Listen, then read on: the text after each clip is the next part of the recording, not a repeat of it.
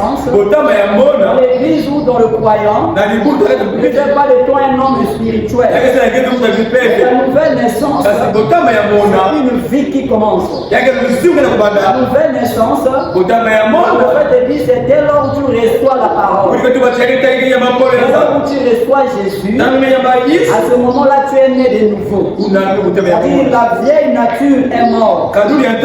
Et là, tu nais de nouveau. Tu as reçu une lumière. Vous devez quitter l'étape de la nouvelle naissance. Comme si on la publicite aujourd'hui. On voyait un frère mal agi. On voyait quelqu'un trébucher. Non, il n'est pas né de nouveau. Non, il n'est pas né de nouveau. Après, je vous rassure que la nouvelle naissance n'est pas une grande étape de la maturité. La nouvelle naissance, tu n'es pas spirituel. Et la nouvelle naissance donne l'acte que tu es né. Il certifie que tu es né. Un enfant, aussi longtemps qu'il est enfant, il ne diffère en rien d'un esclave. Il doit maintenant quitter l'étape de la nouvelle naissance. Au baptême du Saint-Esprit. Quand tu arrives au baptême du Saint-Esprit, là encore ce n'est pas tout. Le Saint-Esprit ce n'est pas un ticket pour le ciel. Est-ce que vous dites Amen? Le Saint-Esprit n'est pas un ticket pour le ciel. Le Saint-Esprit c'est la puissance qui descend dans ton esprit. Qui te fait entrer dans le corps de Christ. Qui te donne accès aux 9 dons spirituels. Le Saint-Esprit dans ton esprit peut t'emmener aussi en enfer. C'est fort, mais c'est le prophète qui le dit. Le Saint-Esprit dans l'esprit ne te sauve pas, bien aimé. Voilà pourquoi vous devez aller au-delà du Saint-Esprit. Le Saint-Esprit au niveau de la pensée. Mais vous devez avancer vers la maturité. C'est la maturité qui fait de vous un homme très spirituel. Le baptême du Saint-Esprit dans l'âme. C'est à là que nous devons arriver. L'objectif de tout ce que nous enseignons ici, de toutes les prédications qui sont données ici, c'est toujours pour viser cette partie. Pour viser cette tête qui est en vous. Mais en état latent. Simplement parce que vous avez oublié que vous avez existé avant la fondation du monde. Nous étions tous dans la pensée éternelle. Mais quand nous sommes arrivés ici sur la terre, nous avons oublié que nous avons existé autrefois. Voilà pourquoi il vous arrive des fois d'entendre la parole. Et dans votre cœur ça bouillonne. Vous avez comme l'impression que vous l'avez déjà entendu quelque part. Vous n'avez pas une certitude. Vous l'avez déjà écouté. Quelque chose vous dit que ce n'est pas pour une première fois. J'écoute ceci. Voilà pourquoi il y a cette attraction. Combien sont dans Brazzaville? Combien sont dans cette quartier? Combien de personnes sont dans cette commune? Combien viennent ici pour écouter le message? Combien partent dans les églises pour écouter la parole? Simplement parce qu'on ne pas une représentation, pas une force d'attraction. Parce que le prophète dit la profondeur appelle la profondeur. En vous il y a une partie de Dieu. Cette partie de Dieu en vous ne sera pas tranquille si longtemps que vous n'allez pas venir abreuver cela. Cette partie se nourrit de cette partie. Voilà pourquoi vous jubilez quand vous écoutez. Vous vous sentez dans la joie. Vous êtes en paix. Il y a la tranquillité qui s'installe. Et un jour quand vous ne venez pas à l'église, deux jours que vous ne venez pas à l'église, la semaine ou encore des mois, comme il y a quelque chose en vous qui vous a quitté, simplement c'est parce que cet être intérieur, il y a le divin qui habite en vous. Vous réclamer une nourriture. Cette nourriture-là n'est autre que la parole. Ce n'est pas n'importe quelle parole, c'est la parole du jour, la parole de votre temps, c'est le message de l'heure. Est-ce que vous dites Amen? Est-ce que vous dites Amen? Nous allons lire le prophète. Amen. Respect de la parole. Et rapidement, vous invitez à prendre avec moi le livre de Galates. Galates chapitre 4 à partir du 1er verset. Galates chapitre 4 à partir du 1er verset.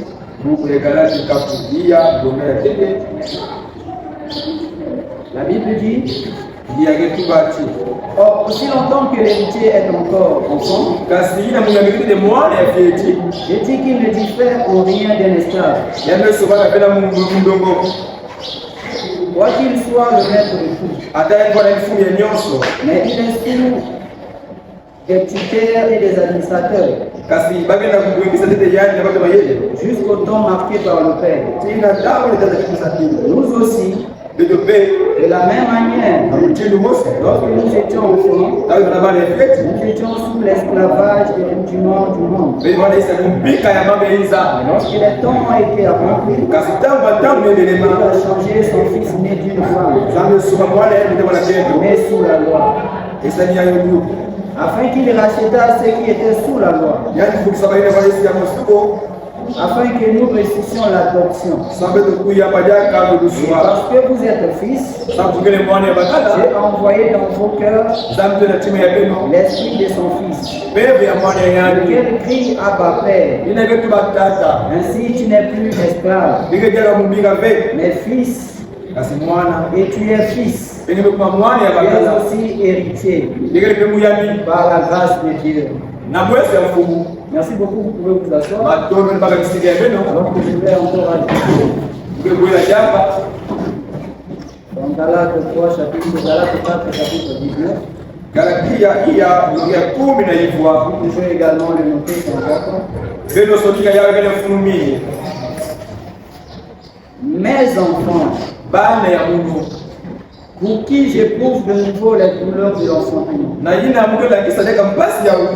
jusqu'à ce que Christ soit formé en vous. Je voudrais être maintenant auprès de vous et changer de langage, car je suis dans l'inquiétude à votre sujet. Que le Seigneur ajoute la bénédiction à la lecture de sa parole. Je vous souhaite tous les bienvenus dans la maison du Seigneur.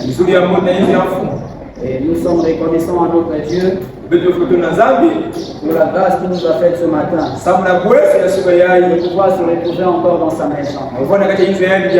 Alors vous allez certainement m'excuser, car vous le savez que je ne prie pas trop. Je suis un peu occupé. De temps en temps, on voit un peu enrhumé. On va essayer de faire le nécessaire. Vous allez également me supporter un peu aujourd'hui, parce que nous devons également avancer. Alors des fois c'est difficile de pouvoir avancer, nous ne sommes pas tous au même niveau. Vous savez, le prophète dit que les semaines, les cultes de la semaine, c'est les cultes qui sont centrés sur l'enseignement. C'est là où les croyants viennent recevoir les enseignements. Parce que d'après le prophète, les cultes de dimanche, c'est les cultes qui sont complexes. Et généralement, les cultes ordinaires sont très sur l'évangélisation. Parce que c'est le dimanche que nous recevons tout le monde. Donc nous sommes obligés des fois de laisser l'enseignement que nous étions en train de faire, afin de pouvoir satisfaire tout le monde. Parce que tout le monde ne vient pas à l'église la semaine. Des fois, il y a des gens qui viennent pour une première fois. Et où le prophète dit, les semaines ne manquaient jamais au culte. Malheureusement, c'est la difficulté que nous avons. Les semaines, nous ne venons pas à l'église. C'est les dimanches que nous venons à l'église. Et des fois, cela n'arrange pas le prédicateur. Parce qu'au lieu d'avancer, nous serons toutefois obligés de faire un petit retour en arrière. Simplement pour vous donner aussi quelques bases qui vous permettront également de nous rejoindre là où nous sommes. Ensemble, nous nous allons maintenant avancer. Or, en faisant cela, nous sommes en train de perdre également en temps. Si je vous garde 2 heures de prédication, certainement sûr que d'autres vont déjà se lever sortir. On n'arrive pas à rester 2 heures assis à étudier. 1 heure du temps, mes bien-aimés, c'est difficile de vous donner la charge. Et des fois, le Saint-Esprit met dans nos cœurs. Des fois, on est obligé de raccourcir. Bref, afin de pouvoir vous libérer à temps. Donc, prenez ça en ligne de considération. Les jours de la semaine, ne manquez surtout pas à l'église. Car c'est une bonne chose. Est-ce que vous dites Amen? Est-ce que vous dites Amen? Alors nous allons commencer ce matin, êtes-vous prêts? Vous savez déjà que nous sommes en train de parler sur un sujet. J'avais intitulé ici la maturité en Christ. La maturité en Christ, c'est un enseignement que nous avons depuis la semaine passée. Et dans cet enseignement, je suis en train de donner les contextes et les paramètres d'après les enseignements du prophète. Qu'est-ce que nous devons faire? Qu'est-ce que nous sommes censés accomplir? Et quels sont les critères et les conditions également à remplir pour que nous puissions avancer et devenir matures en Christ. Je vous ai dit que c'était le plan de Dieu. Le plan de Dieu, c'était que nous puissions atteindre la maturité. Parce que étant les enfants en Christ, l'objectif ce n'était pas de rester enfant. Mais derrière l'arrière-pensée de Dieu, c'est que nous puissions devenir des fils. Parce que les enfants, c'est difficile d'atteindre l'adoption. Mais Dieu, dans sa manière de faire, il avait bien voulu que nous puissions grandir. Et en grandissant, en respectant des étapes, et d'après tout ce qui nous est donné, comme enseignement, des expériences, des épreuves dans la vie, tout ça qui nous met, comment on appelle ça, une drôle de pression, qui forge en nous un caractère, et même s'il y a des erreurs, même s'il y a des manquements, nous ne devons pas abandonner. Parce que la marche chrétienne, c'est une marche qui se fait continuellement. Ce n'est pas parce que tu as trébuché aujourd'hui que moi je m'arrête ici. On est fini pour moi. Et je ne peux plus avancer. C'est difficile. Moi je m'arrête ici. C'est une mauvaise façon de faire, frère. Une très mauvaise conception. Mais la marche elle est longue. La marche a des embûches. Il y aura des obstacles devant. Mais le problème sera quand tu tombes et que tu décides solennellement de rester assis, de rester à terre sans pourtant te relever. C'est là le grand problème. Le prophète nous invite à pouvoir se relever, essuyer la poussière et continuer la marche. C'est ainsi, bien aimés frères, nous allons avancer jusqu'à atteindre l'objectif. Ne regardez pas ce qui se dit à gauche à droite. Ne regardez pas ce que dit et fait ton voisin. Mais toi, regarde plutôt à ton Dieu. Celui qui t'a appelé au message. Celui qui t'a confié la mission. Parce que le problème du salut pour les nations, le prophète nous dit, c'est un problème individuel.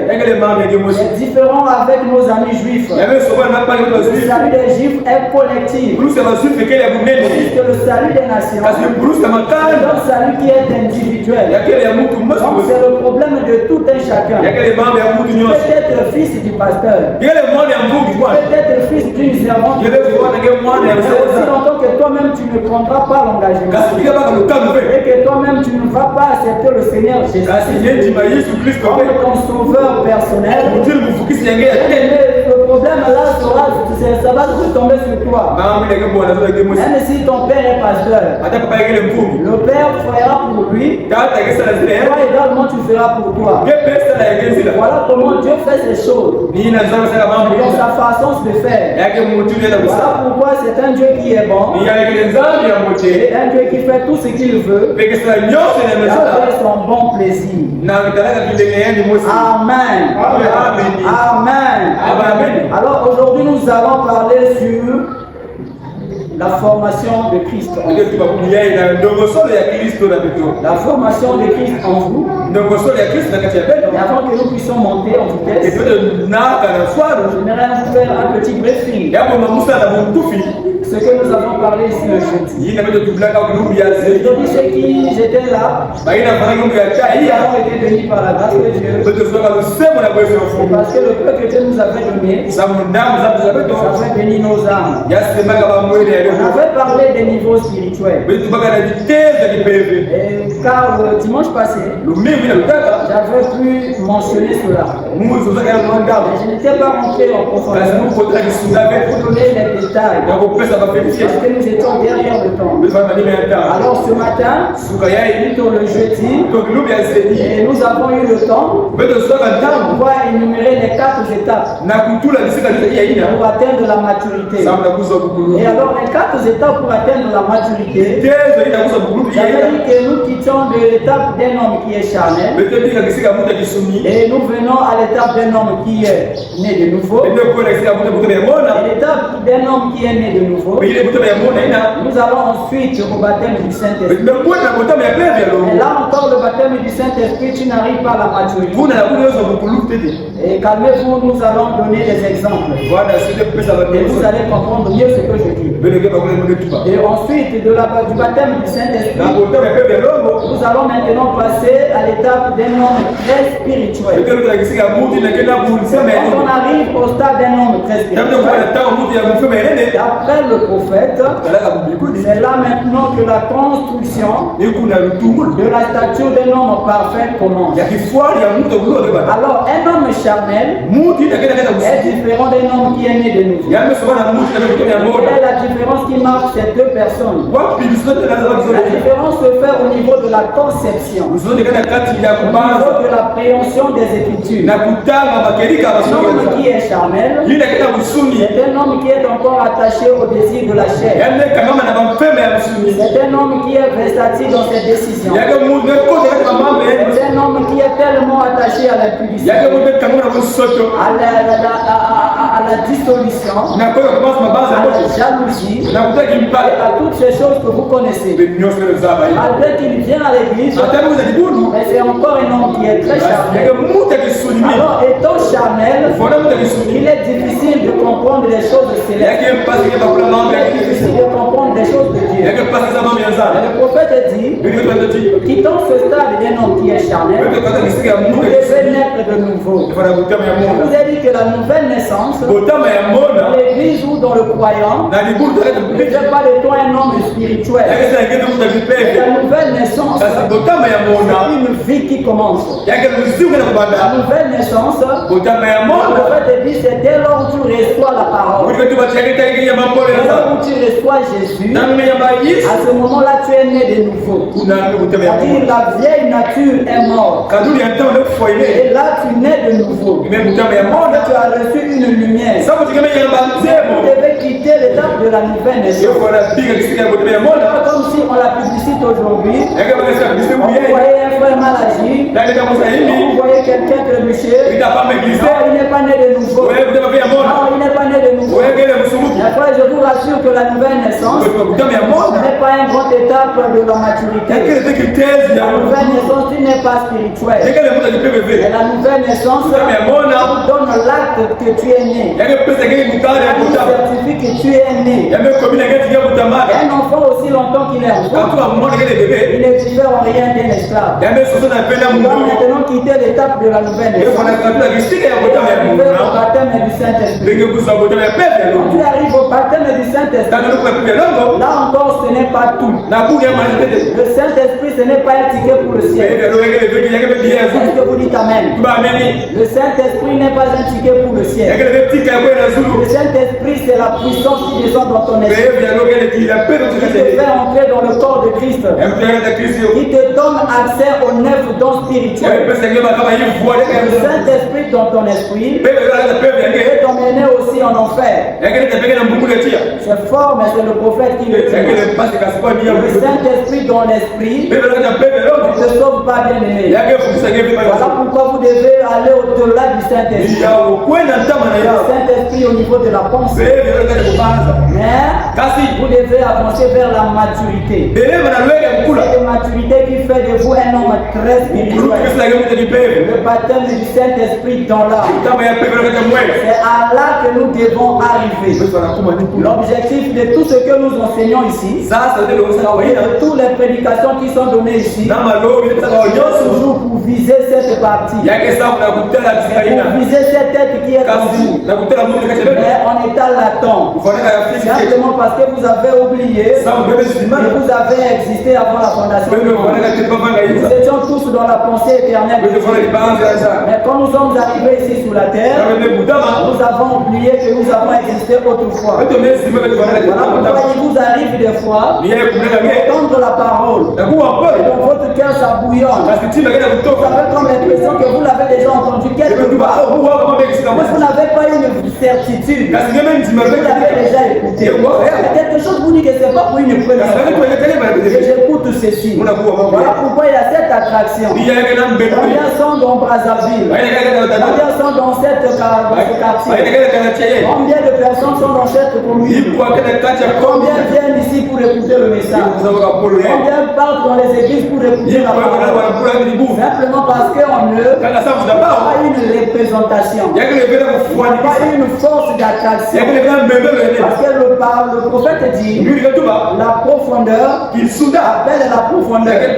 En vous, il y a une partie de Dieu. Et cette partie de Dieu en vous, vous ne laissera pas tranquille aussi longtemps que vous n'allez pas venir abreuver cela. Parce que cette partie se nourrit de cette partie.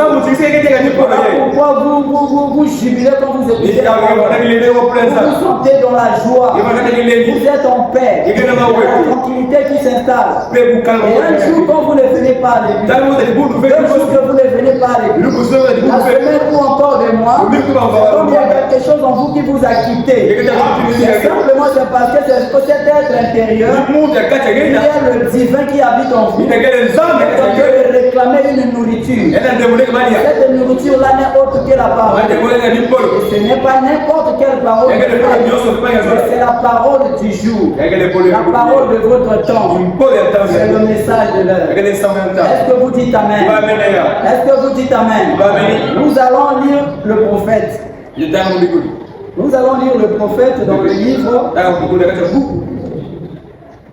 le conte à rebours. Le conte à rebours qui a été prêché le 9e mois 62 37.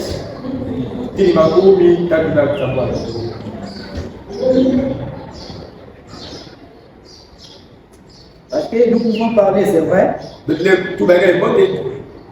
Nous pouvons dire ce que nous comprenons, c'est vrai. Mais c'est aussi très important que vous écoutiez votre prophète.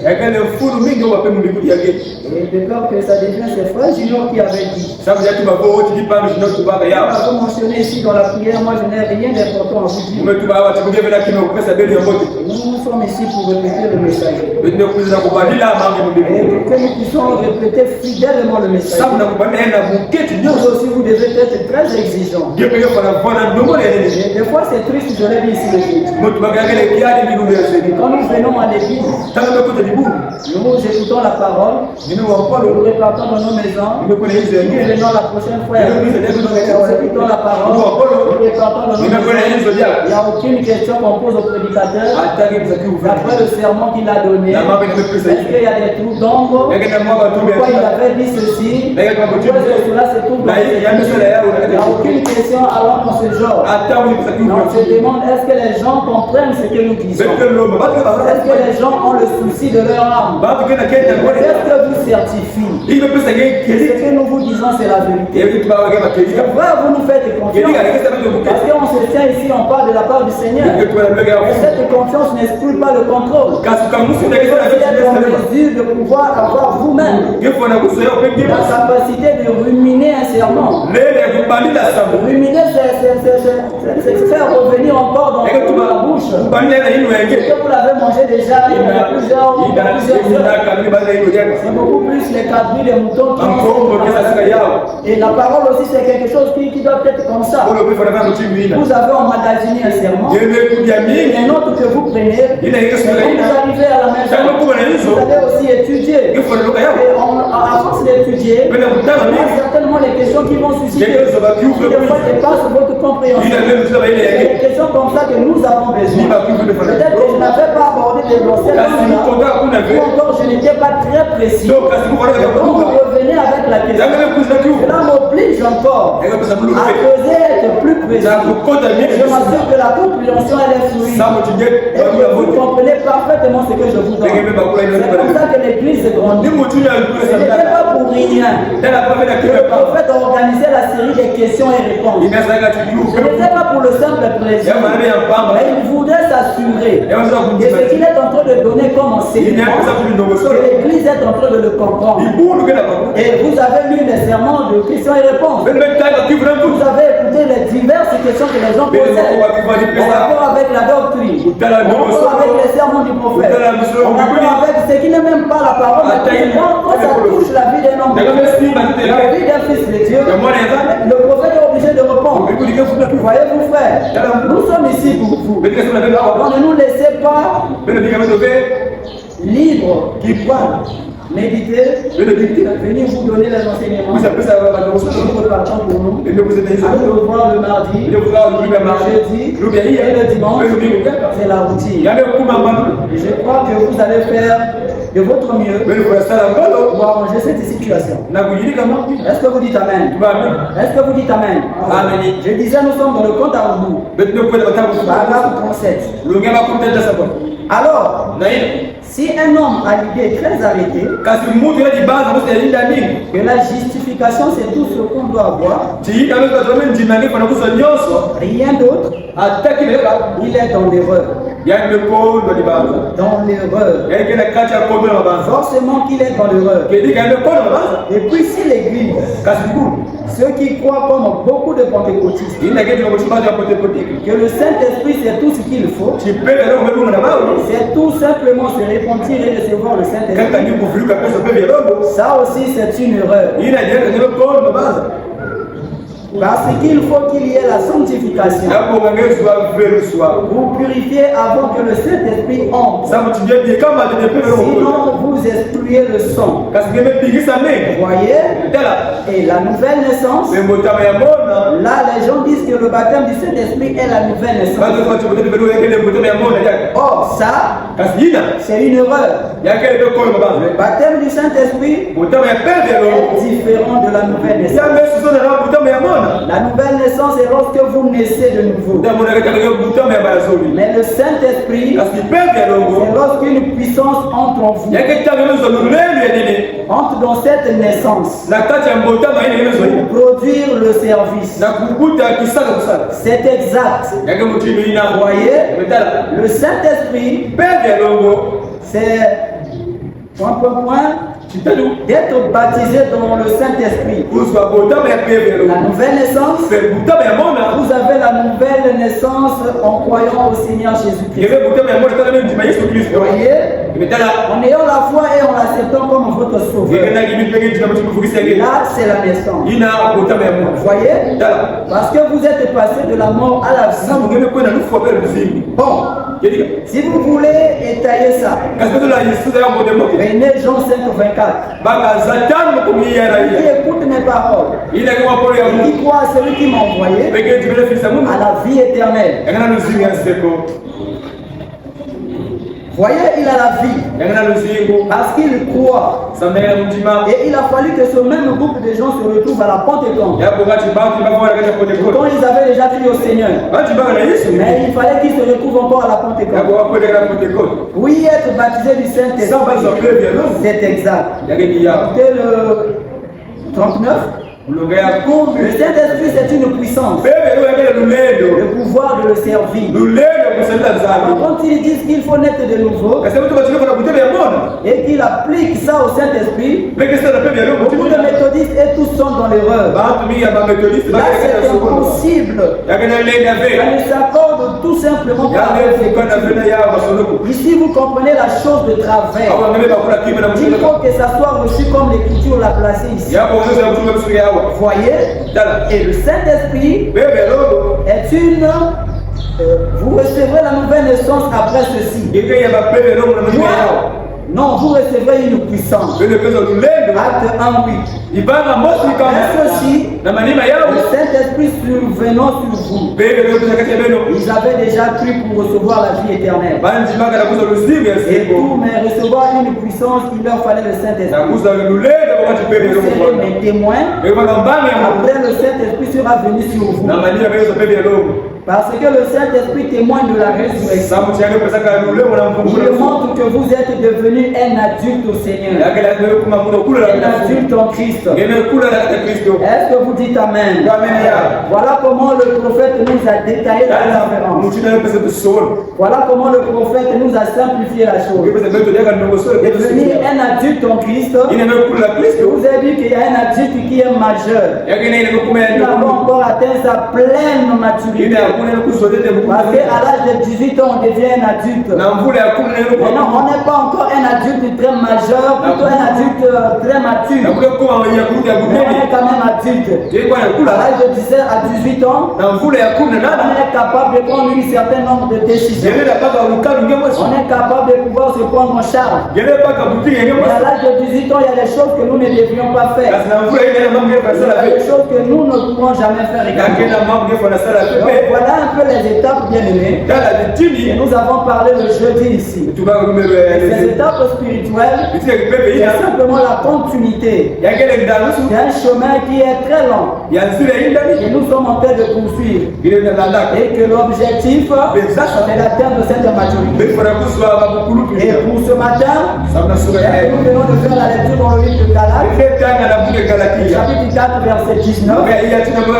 Il vous a dit que nous parlons de la formation de Christ en vous. Parce que Christ doit se former en vous. Christ doit se former en vous. Afin que vous deveniez une seule chair. Vous devenez un fils de Dieu. Vous devenez un Dieu mature. Étant Dieu miniature. Et vous êtes dans votre comment on appelle, condition d'ignorance. C'est là où le diable est en train de vous manipuler. C'est là où le diable est en train de vous manipuler. Il est en train de vous téléguider. Parce que vous n'avez pas encore le plein droit. Ce qui vous revient de droit. Il est comme votre héritage. Vous êtes avec moi, bien aimé. Alors, le livre de Galates, nous parlons là que c'était Paul qui est en train d'écrire une lettre à ses enfants. Il dit, 19, nous allons le relire. Les enfants pour qui j'approuve mes enfants pour qui j'éprouve de nouveau les douleurs d'enfantement, jusqu'à ce que Christ soit formé en vous. Alors lorsque Paul était en train d'écrire le livre aux Galates, c'était un moment où les Galatiens, ceux de Galates, étaient en train de vivre une oppression. C'était une pression terrible. Et cette pression-là venait du judaïsme. Le judaïsme. Et ils obligeaient aux Galates de pouvoir judaïser également. Alors cette expression-là était beaucoup plus autour des enseignements. Et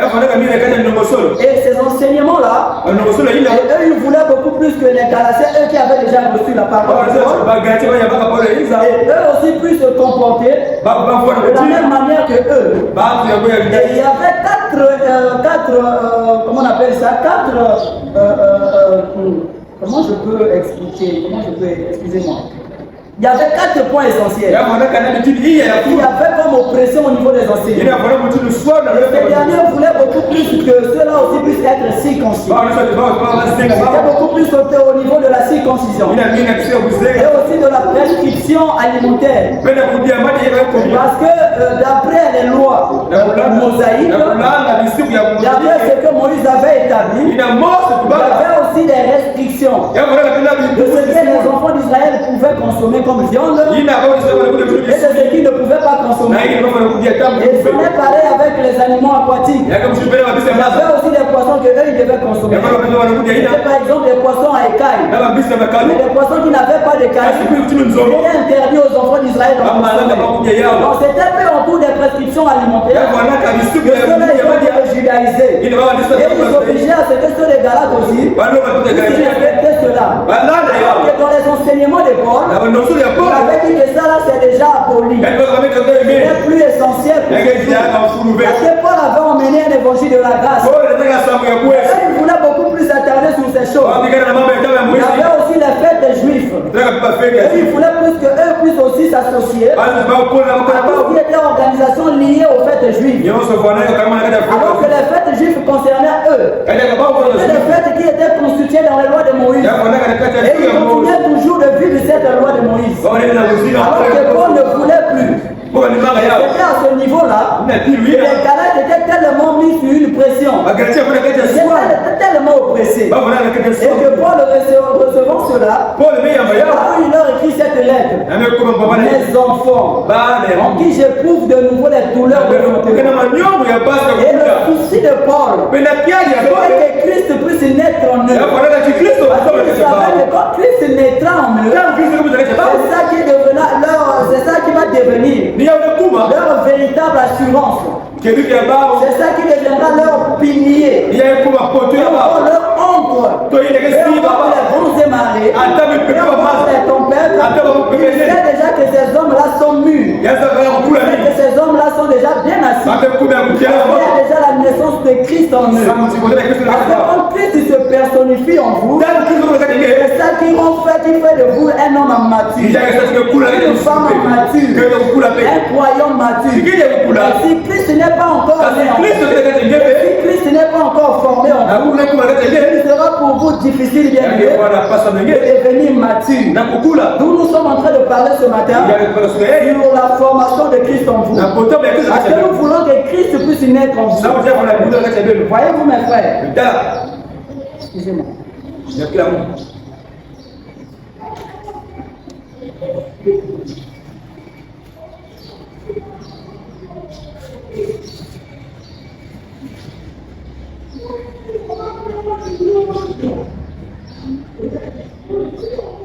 La maturité ne vient pas parce que vous avez mis beaucoup de temps à l'église. La maturité, ce n'est pas parce que vous avez pris le message. Ça ne dépend pas du nombre des années. Mais la maturité, c'est une marche pour en acquérir. Il y a des principes et conditions. Vous devez simplement remplir les conditions pour atteindre cette maturité. Et vous devez remarquer également que dans la nouvelle naissance, il était aussi le type de ce que Dieu a dit dans Genèse. Parce que nous avons remarqué que dans la Genèse, Dieu a fait deux choses pour emmener l'homme à être ce que je suis en train de voir. Vous remarquerez que dans Genèse 1:7, il a dit que Dieu a créé un homme. Et cet homme était un esprit. L'homme que Dieu a créé, de la nouvelle naissance que vous devez faire. Dieu ne s'est pas arrêté là. Et dans Genèse 2, vous allez voir que Dieu forma maintenant un homme de la poussière de la terre. La terre est composée de 16 éléments. Nous ne savons pas encore ce que Dieu a pu faire comme chimie pour arriver à la constitution de l'homme. Et comme ensuite un homme que lui il a formé, a créé, et de le mettre dans l'homme formé. Il revient à dire qu'il a fallu également à Dieu 20 travail de la formation. Un travail de la formation pour bâtir un homme debout. Et mettre un homme esprit au-dedans de ce corps. C'est comme ça qu'un homme est fait.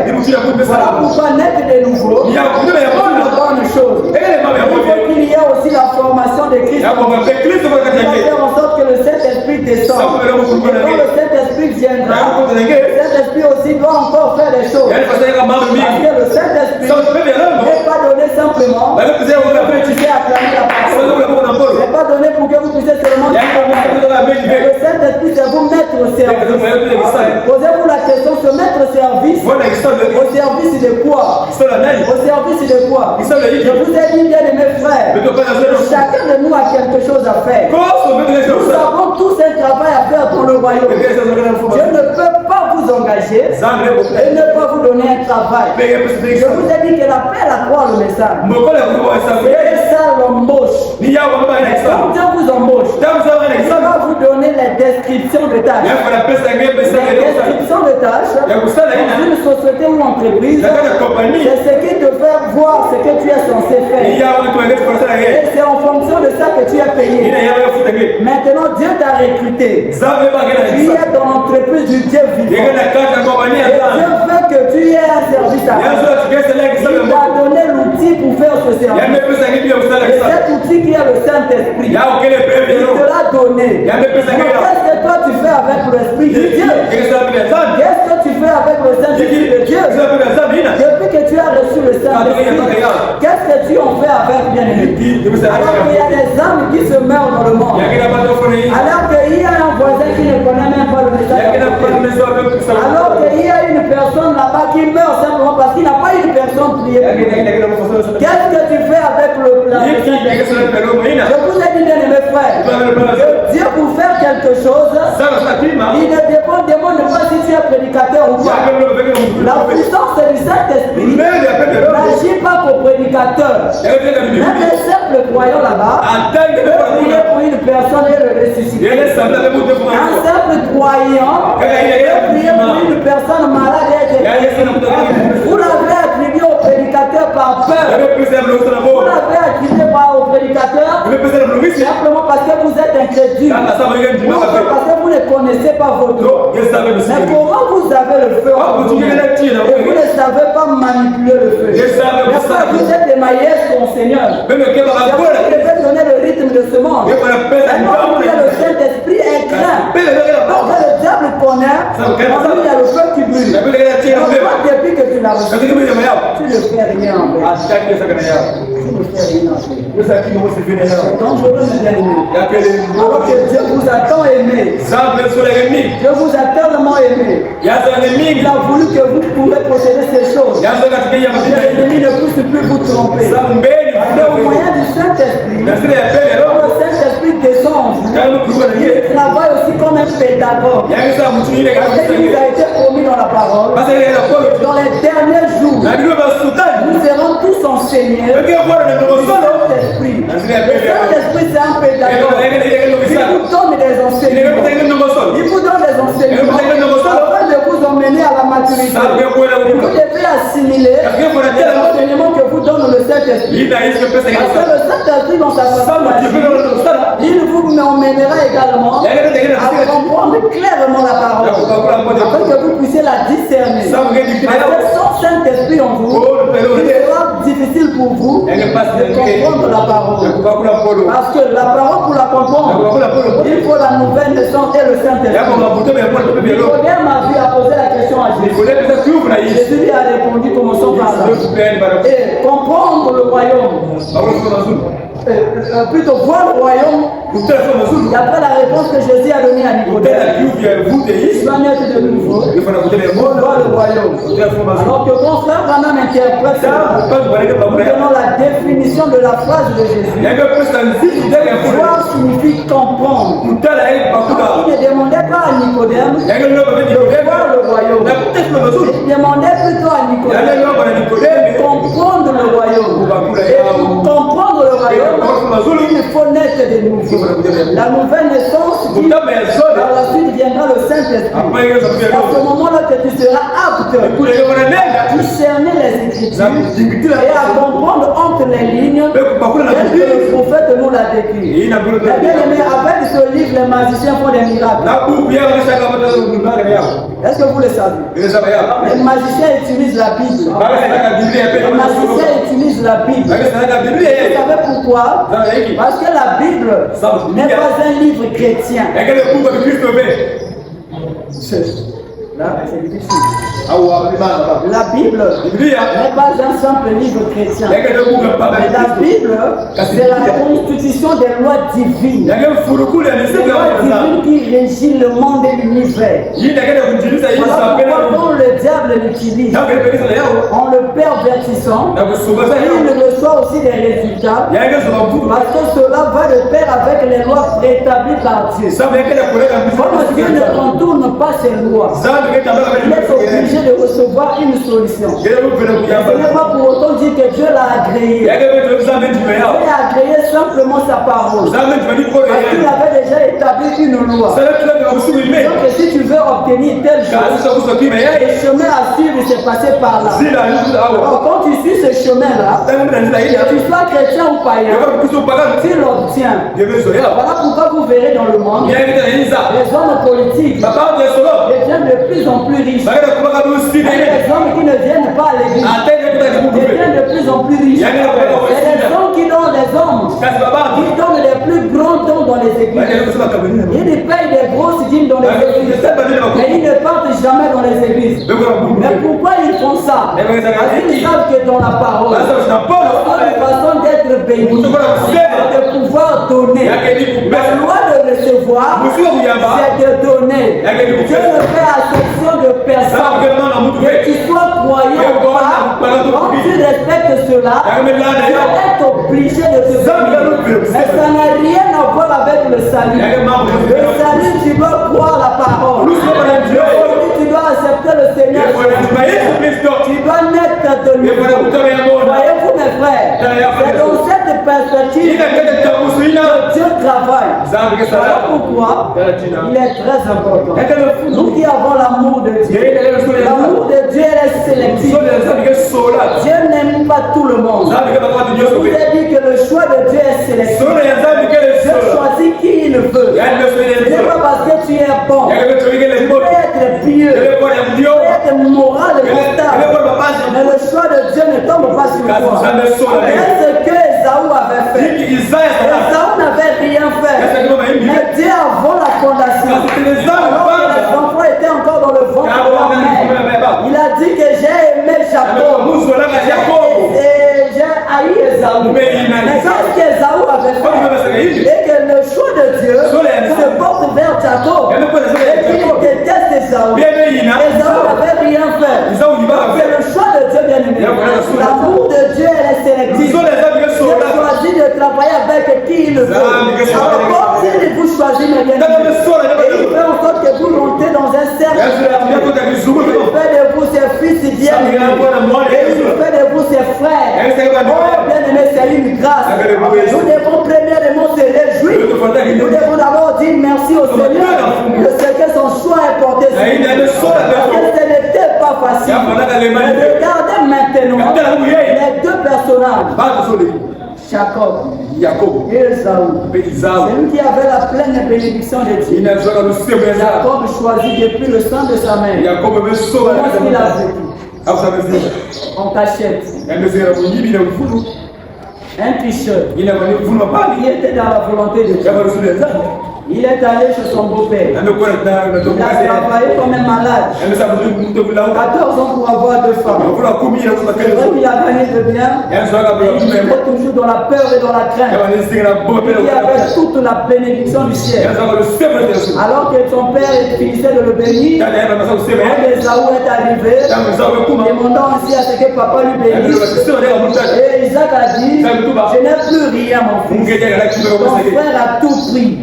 Et il revenait à dire que toutes les bénédictions du ciel accompagnaient Jacob. Tellement il était ignorant, tellement il était incrédule, il ne savait pas que toute la bénédiction du ciel c'était sur lui. Par la peur il habitait, par la peur il fouillait son frère, par la peur Il vivait en cachette. Quand le temps était arrivé, voilà comment Ésaü dans son coin. Elle haït de Dieu. Il a même refusé les dons que son frère lui a donnés. Parce qu'il était aussi fort riche. Un homme rejeté de Dieu. Il était béni financièrement. Il était béni matériellement. À tel point qu'elle bénit de l'Éternel. Lui a fait des dons. Si mon frère, j'en ai pas besoin. Dieu m'a également béni. Mais avec le peu de bénédiction prononcé par son père Isaac, qui n'était même pas suffisant. Il n'arrivait même pas à l'acheter de la bénédiction de Jacob. Ésaü a acquis le monde. Comme de plus forte raison, vous. Il y avait toutes les bénédictions. Il y avait le message de l'heure. Vous vivez dans la médiocrité. Vous vivez dans la cellule. Vous vivez dans l'impudicité. Vous vivez dans le mensonge. Dans la peur et dans la crainte. Vous devez sortir des emplois. Vous êtes à présent libre. Le message vous a libéré. Maintenant me dit, le message est venu pour nous rendre la vie facile. La facilité. Nous avons déjà toute la compréhension. Nous avons déjà toute la pensée de Dieu. Il a été expliqué. Même ce qui était dans l'arrière-pensée de Dieu, le prophète nous l'a amené. Nous avons aujourd'hui cette compréhension. Vous voyez comment c'est facile. Vous voyez comment nous avons une bonne compréhension. À tel point que les choses dans les Pentecôtistes ne comprenaient pas. Jusqu'à ce jour, ne comprenez toujours pas. Mais vous, petits troupes, vous comprenez ces choses. Est-ce que vous l'appliquez dans votre vie? Est-ce que vous l'appliquez? C'est difficile. C'est difficile, bien aimé. Écoutez ce que Frère Malam dit. Dans les livres de Hébreux, chapitre 23. C'est ça la vie de moi.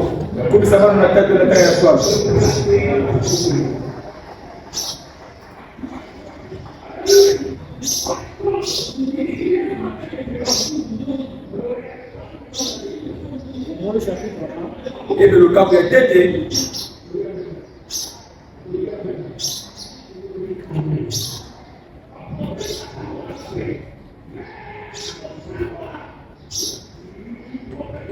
Excusez-moi, je suis en train de me chercher là.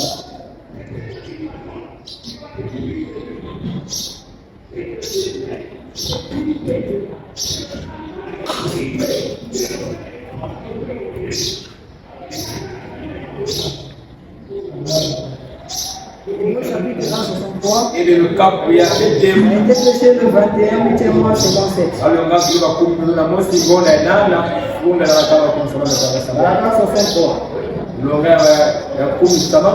écoutez votre prophète bien-aimé.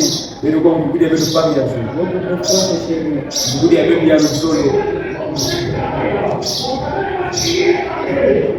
Pour que vous puissiez bien comprendre là où vous pouvez atterrir. Commençons à lire cela à Saint-Bonheur. Ici le prophète il dit, regardez-le. Quand il était en prison, vous remarquez il y a eu une période de la vie de Paul. Il était en prison. Là pendant longtemps, il écrit l'épître aux Éphésiens. Il écrit cette épître aux Hébreux. Vous voyez, il avait du temps. Je l'ai mis à l'écart là-bas. Et il a écrit ses épîtres aux églises.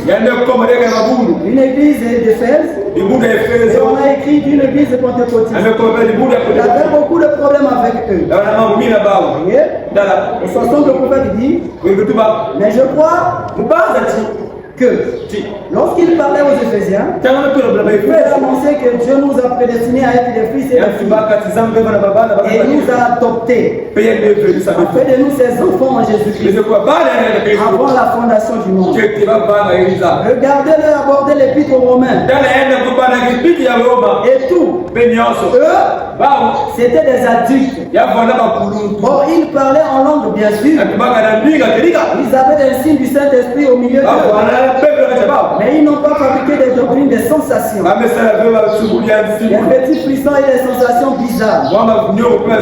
Paul a dit, vous allez trop loin avec ça. Alors que vous deviez être des maîtres. Vous êtes encore des bébés. Il vous faut du lait.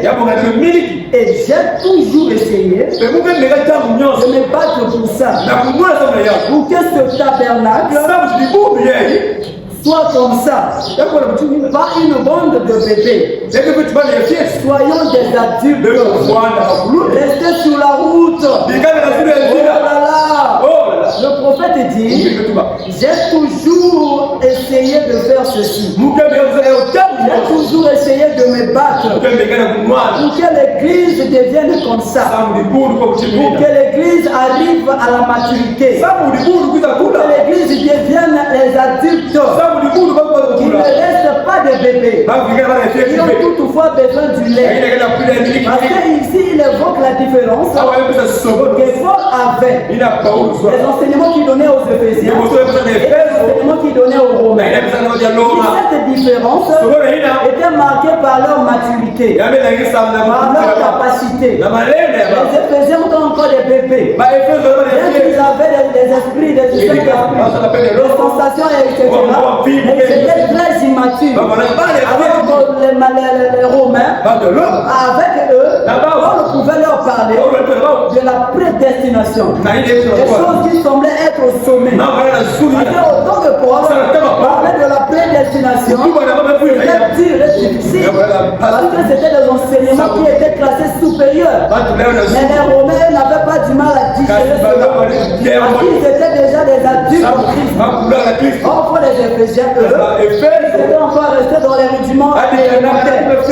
Alors que l'appel devait avancer. Et l'appel à la maturité retentissait à l'époque de Paul. Ces hommes ne prêtaient rien comme attention. Et voilà que Paul qui est le modèle de ça.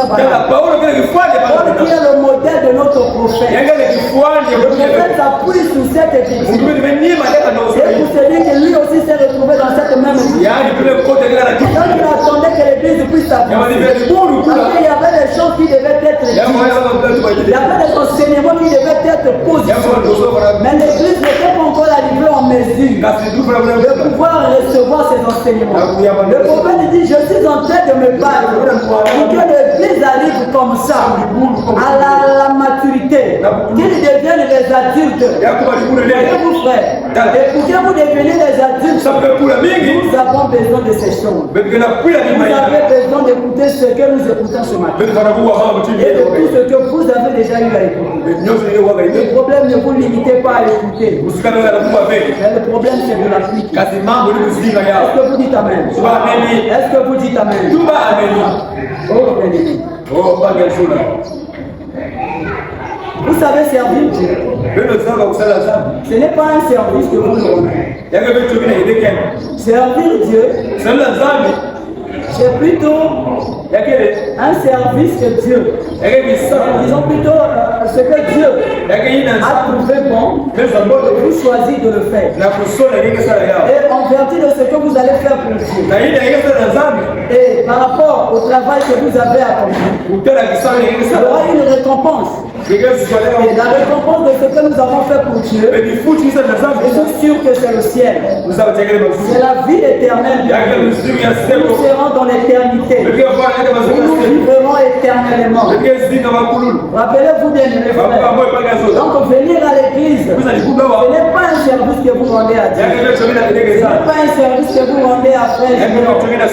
Mais c'est simplement qui a trouvé bon de vous confier une tâche. Parce qu'un de ces jours, nous sommes appelés à quitter la terre. Nous sommes appelés à quitter le monde. Mais comment, Père bien-aimé, qu'est-ce qui prendra position pour toi? Rappelez-vous de l'histoire de cet évangéliste. Il est Daniel Curie. Il était un puissant évangéliste. Le jour que la roue de sa vie avait arrêté de tourner, il s'est retrouvé de l'autre côté. Alors de là-bas, il s'est retrouvé devant des anges. Il y avait certainement les gardiens devant cette cité. Alors ces gardiens avaient un gros livre. Ils avaient aussi des des ordinateurs avec un logiciel programmé. Tous les noms de ceux qui sont appelés à entrer. Quand M. Daniel Kiri s'est présenté, alors tout confiant gaillard de moi, parce qu'il était un évangéliste sur la terre.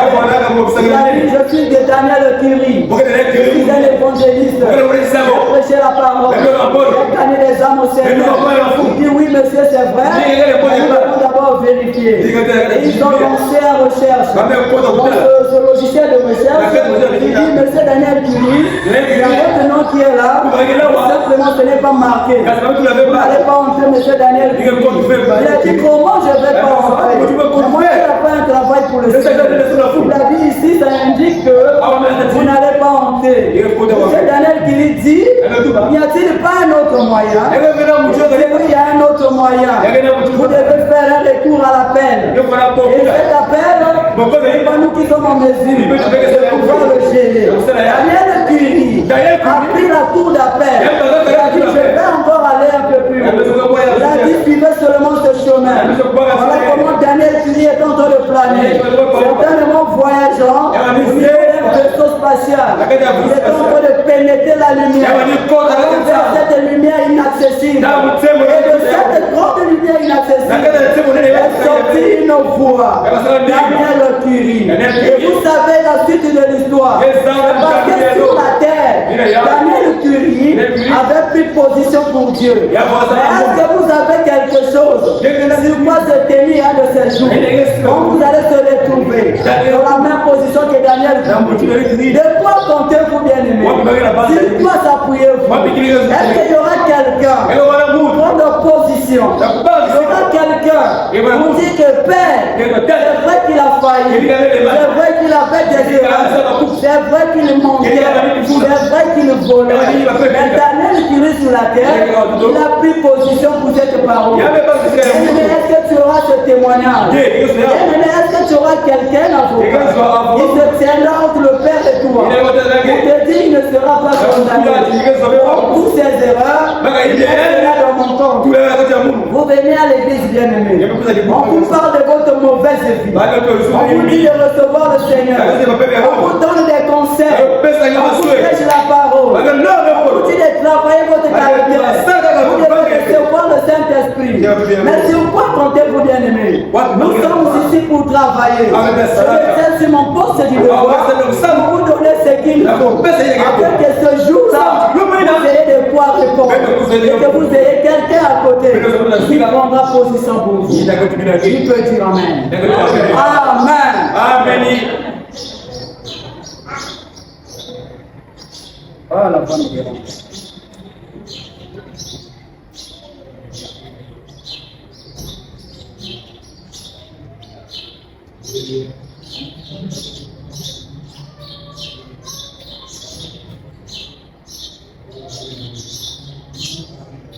Alors, la maturité en Christ, vraiment me dit, nous allons le lire ensemble. Dans le roi des Égyptiens. Venez avec moi, roi des Égyptiens.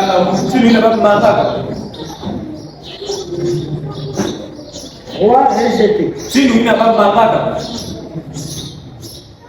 Verset le 10, dans le 15 du 5e mois. 60.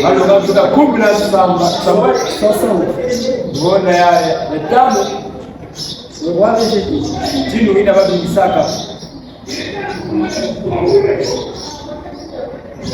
Le ciel dont nous sommes en train de parler, pour l'enseignement dont nous sommes en train de parler de la maturité, c'est compris les étapes qui nous emmènent à la maturité. Et cette maturité est résumée sur l'adoption. Et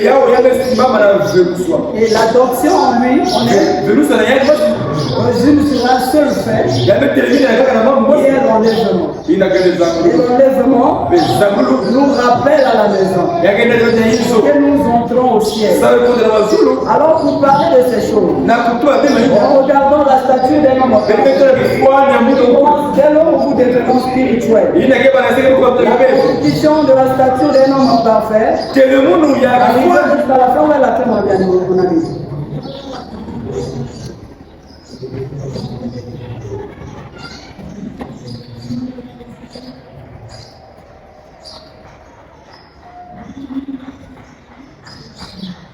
Vous allez remarquer qu'en haut, au sommet de cette pyramide, na sura ya tatu ya chongi na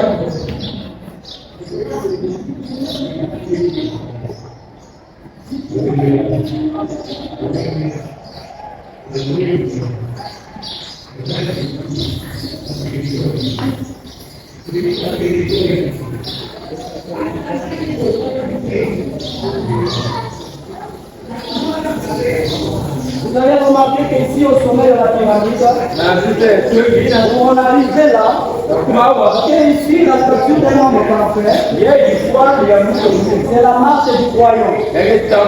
Commençons de la foi jusqu'à l'amour fraternel, et on n'a pas encore accès à cette pièce. C'est la chambre du roi. Ici qui est l'amour, pas n'importe quel amour. C'est un amour agapao.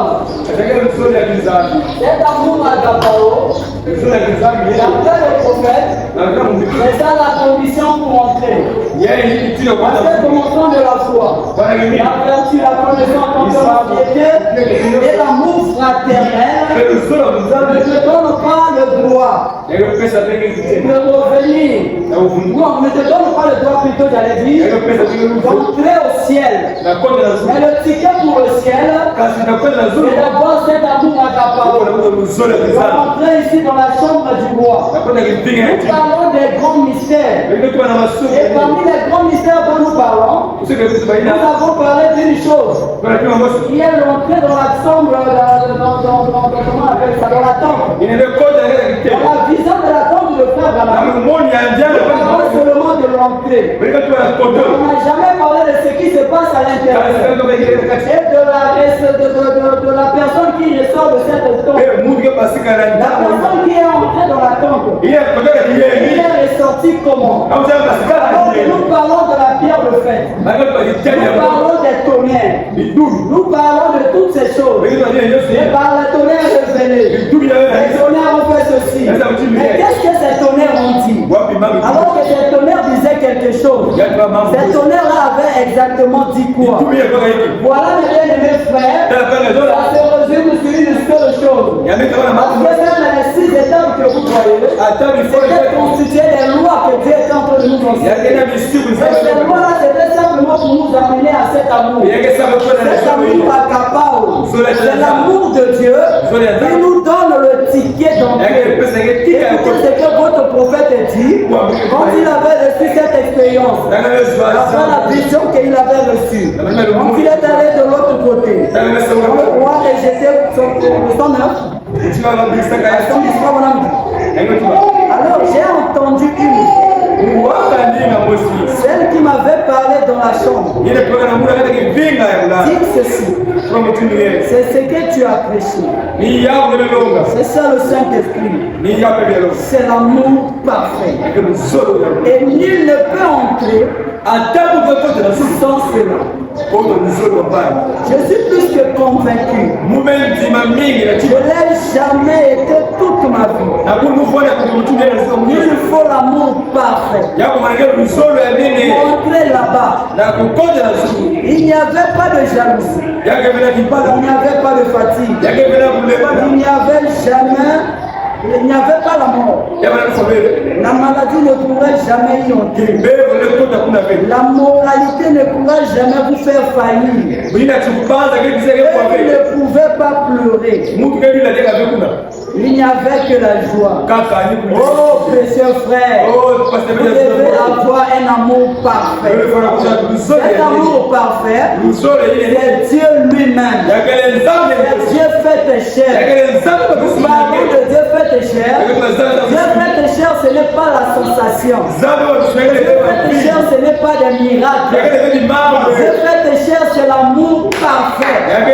C'est cet amour de Christ en vous. Parce que dans la vision de la tombe, chaque personne qui ressortait de la vision, il ne disait absolument rien. Son attitude même changeait. Le prophète dit ici dans toute ma vie, je n'ai jamais été comme ça. Donc même le prophète n'imaginait pas le niveau de l'amour qu'il devait avoir pour entrer au ciel. Parce que Dieu est amour. Étant la grande fontaine d'amour. Dieu nous a créés. Je vous ai dit que nous étions en lui. Donc pour ça se trouve également en nous. Mais simplement parce que nous sommes en état latent. Nous sommes devenus tellement loin de Dieu. Parce qu'en quittant de là où nous avons été créés. Parce que dans le paradis où nous avons quitté le ciel.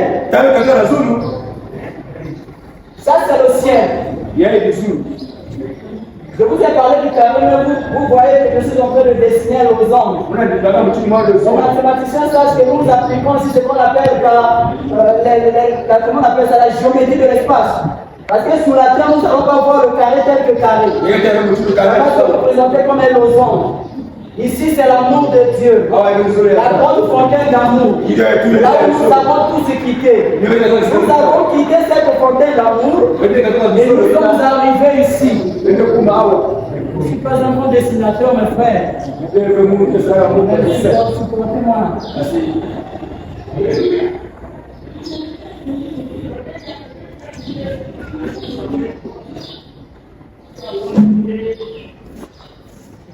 Comme ça, nous avons quitté ici. Ça, c'est le chemin allé.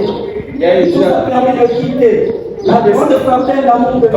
Nous sommes arrivés ici pour la dimension de la terre. Et ici, nous avons parcouru le chemin. Ce chemin-là, nous avons quitté cette grande lumière. Nous sommes devenus une ombre. L'ombre de l'ombre. Aussi de l'ombre de l'ombre de l'ombre. Et c'est à ce niveau-là que nous sommes devenus l'ombre de l'ombre de l'ombre de l'ombre.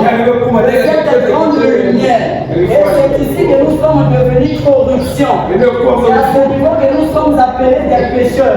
Parce que nous avons été corrompus. Parce qu'en quittant cette grande lumière, nous sommes devenus l'ombre. Après l'ombre de l'ombre, après l'ombre de l'ombre de l'ombre, et l'ombre de l'ombre de l'ombre. Et c'est ici que nous sommes arrivés. Mais pour que nous puissions revenir ici, il y a encore un autre chemin. Parce que la destination finale, c'est revenir vers cet amour. C'est cet amour agapao. Jésus est en train de parler à Pierre. Dieu parlait à Pierre. Dans la conversation de Jésus avec Pierre, quand il posait la question à Pierre, il a demandé à Pierre, Pierre, fils de Jonas, m'aimes-tu? Amen. Cet amour, quand nous sommes en train de parler, c'est un amour différent de l'amour philéo. Parce qu'en grec, l'amour est défini d'après le contexte de comment vous l'utilisez. Parce qu'il y a un amour philéo qui est un amour fraternel. Un amour philéo, c'est un amour que nous avons ici dans l'église. La fraternité, un amour entre frères et sœurs. Ça peut aussi être un amour que nous exprimons pour notre frère de famille. Nous sommes les frères de la même communauté. Ça, c'est un amour philéo. Au-delà de l'amour philéo, il y a aussi un amour qu'ils appellent par agapa. C'est un verbe grec qui définit l'amour agapé. C'est cet amour que Jésus parlait à Pierre. Il a demandé à Pierre, m'aimes-tu? Et en grec, cette phrase de Jésus, il posait la question à Pierre. Agapain-me, c'était un verbe que Jésus utilisait. Jésus utilisait ce verbe agapao. Posons la question à Pierre. Agapain-me, Pierre ne comprenait pas de cet amour dont Jésus parlait. Il répondait, oui Seigneur, tu sais que je t'aime. Mais la réponse de Pierre, c'est il est ici. Il est ici. Ça c'est en grec, filet ici, qui fait allusion à un amour filéo. Je comprenais tout le temps que j'ai passé avec Pierre. Il m'aime seulement d'un amour fraternel. Cet amour qui peut aimer tout le monde. Il pose la question à Pierre. Agapain-me, Pierre répond pour une deuxième fois. Filet ici. Oui Seigneur, tu sais que je t'aime. Pour la troisième fois, Jésus viendra maintenant utiliser Ce que Jésus dira maintenant, utilisez la même phrase que Pierre utilisait. Filer ici, c'est là où maintenant la Bible nous dit que Pierre s'est attristé dans le cœur. Parce que le maître est descendu à son niveau. Ce n'était pas pour rien. Et Jésus lui a posé 3 fois la question. Parce que vous allez remarquer un peu plus tard, Pierre a régné Jésus 3 fois. Parce qu'en lui, il n'y avait pas cet amour. L'amour dont Jésus était en train de parler. Et cet amour à Capao, bien aimé, pour pouvoir en avoir, il y a tout un chemin à parcourir. Il y a des embûches. C'est un travail difficile. Et pour arriver à cet amour, nous sommes en train de voir que cela a talent. Et c'est une évidence. Parce que la prophétie avait dit, dans les derniers jours, l'amour carriera dans nos cœurs. C'est ce que nous sommes en train de voir dans le message. Nous sommes en plus concentrés dans les guerres. On n'a plus le temps de construire l'épouse de Christ. On n'a plus le temps d'emmener les gens que Christ se forme en eux. Nous sommes plus sur les tendances. Nous sommes plus dans la guerre du leadership, dans la guerre de la prospérité. Alors que le peuple de Dieu vit simplement parce qu'ils ne connaissent pas les choses. Le peuple de Dieu a besoin des enseignements. Mais les enseignements de Dieu sont concentrés dans l'utilité. Il est à gauche, il est à droite. Il dit ceci, il dit cela. Mais vous, peuple de Dieu, savoir. Et pour le ciel, quand nous sommes en train de parler, il faut cet amour. Est-ce que vous dites Amen? Amen. Le Seigneur Jésus-Christ.